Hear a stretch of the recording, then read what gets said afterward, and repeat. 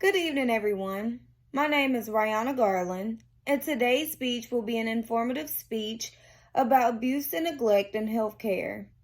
The purpose of this speech is to highlight the different forms of abuse and neglect and to discuss the rights of residents and the importance of them.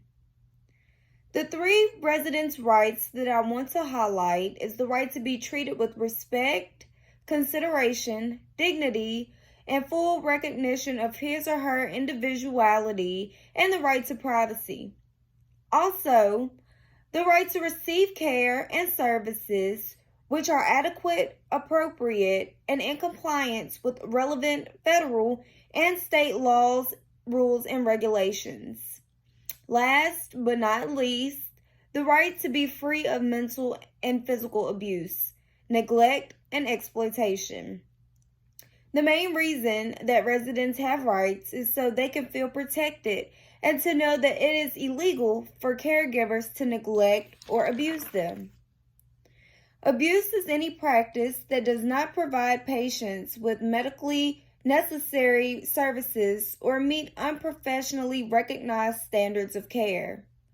Examples of abuse can be physically putting hands on a resident with the intent to hurt them physically or abuse them verbally by saying mean and discouraging things to them. Neglect is the failures of healthcare staff to achieve objective standards of care.